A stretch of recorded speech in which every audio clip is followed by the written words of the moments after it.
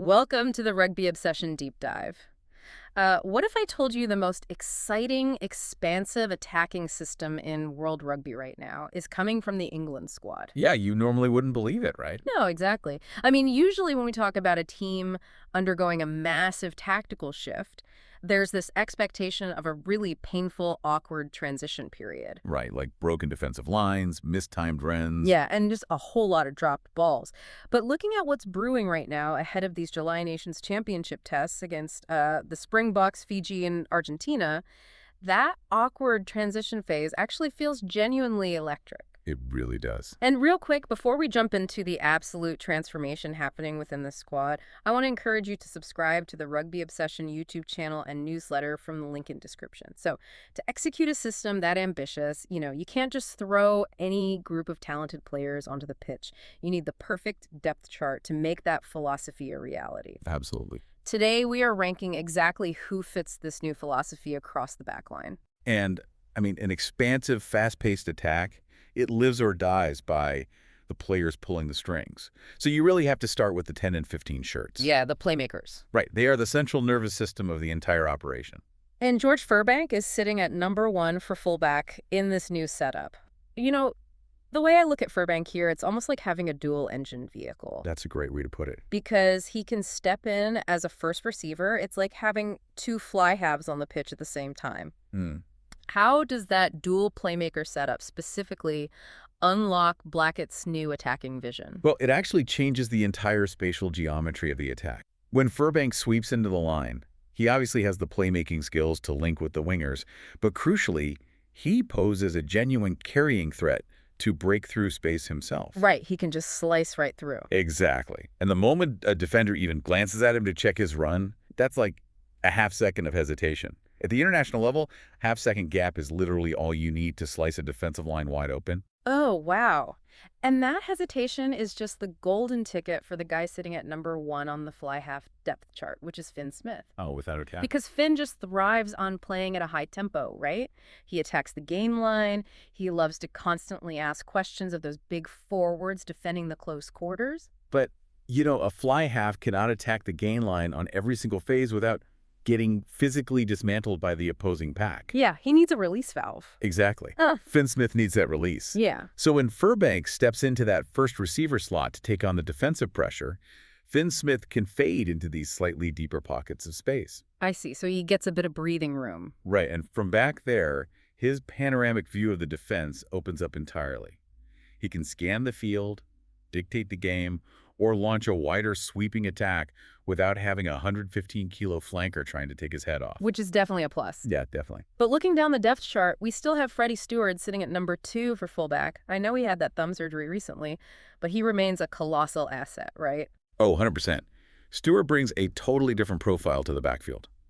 While Furbank is your secondary playmaker slicing through the line, Stewart is your ultimate aerial dominant force. And you still absolutely need to win the skies in Test rugby. Always. Stewart provides just this unmatched security blanket under the high ball. And rounding out those playmaker roles at fly half, we have the veteran George Ford sitting at #2, providing that vital leadership. Right, the icy vein leadership. And then Marcus Smith at #3. Yeah, functioning as this incredibly dynamic, versatile 10 and 15 cover option. It's like holding a joker in a deck of cards. He can just shatter a tired defense in the last 20 minutes of a test match. Exactly. But all that brilliant playmaking from Smith and Furbank is basically useless unless they have targets in the midfield who can balance raw power with deft handling. Right, which brings us to the midfield engine, the inside and outside centers. Before we hit the midfield, make sure you subscribe to the Rugby Obsession YouTube channel and newsletter from the link in description. Let's look at the #13 shirt, the outside center. Tommy Freeman is in #1, and I actually have to push back on this a little bit. Really? Let's hear it. Well, Freeman plays with such a free role for Northampton. He drifts, he hunts for work. How does a free spirit fit into the structured demands of international test rugby at 13, especially ahead of a really experienced guy like Henry Slade? I get that, but that assumes Blackett is asking Freeman to play a traditional, rigid 13 role. Oh, right. Yeah, Blackett's structure is designed to get the ball into the hands of your most dangerous players while they are already moving into space. Offensively, Freeman's desire to just abandon his channel and hunt for the ball means your playmakers always have a dynamic, moving target to hit. So by constantly moving, he scrambles the defensive tracking. Exactly. His shift to the centers in the Six Nations made the backline noticeably stronger.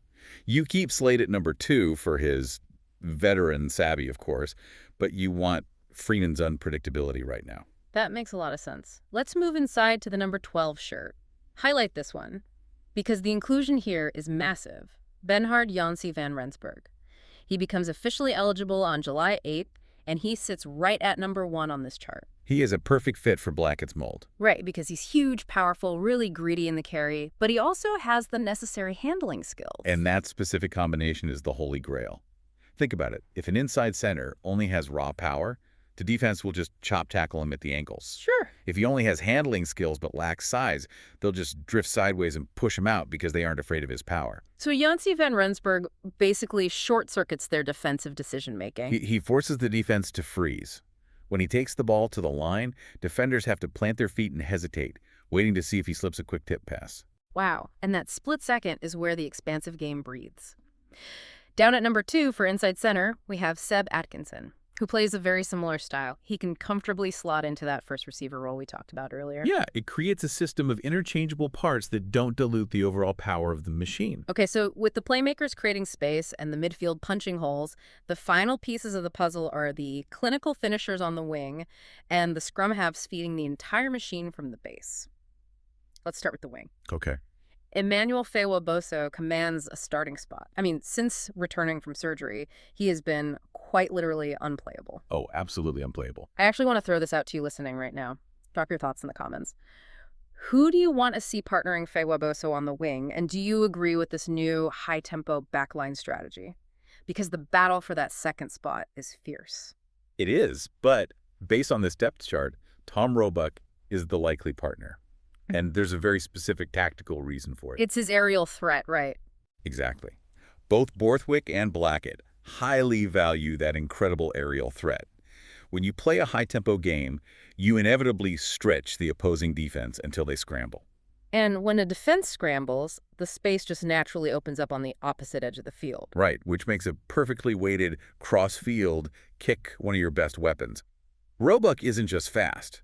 He turns what is usually a 50-50 contest in the air into a dominant strike. So you have Fewa-Boso terrorizing guys on the ground with his footwork and Roebuck terrorizing them in the air. That is a nightmare to defend. Total nightmare. But down at scrum half, the picture's a bit complicated by Alex Mitchell's injury. Ben Spencer is the likely starter, assuming he's fit after leaving camp early, but Jack van Poortvliet is right behind him at number 2.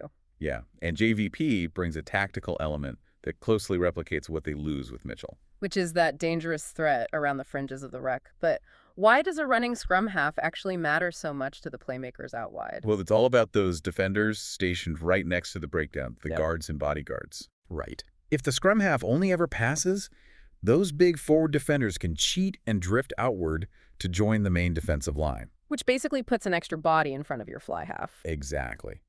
But if Jack van Poortvliet is constantly threatening to dart through the gap himself, those heavy forwards have to stay rooted to the spot. They have to stay honest. Oh, wow. So inherently, that just creates more space out wide for your playmakers to operate.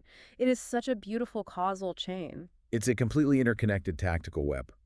The tempo set by the 9 dictates the time for the 10, which governs the space for the 13 and the wingers. Yeah, every position relies mechanically on the guy inside him. Which is exactly why the mood around the camp has shifted to so much optimism. You know, what takes this to a genuinely thrilling long-term project is looking at the young bolters mentioned in the depth chart. Oh, the next generation. Yeah, you have players like Will Wan, who just scooped his second Pre-Prem Player of the Month award waiting in the wings, and young scrum halves like Archie McParland and Charlie Bracken right in the hunt. Getting those young players integrated into this complex framework now accelerates their development exponentially. It really does. And it leaves us with something huge to chew on as we watch these July tests unfold. I want you to ponder this.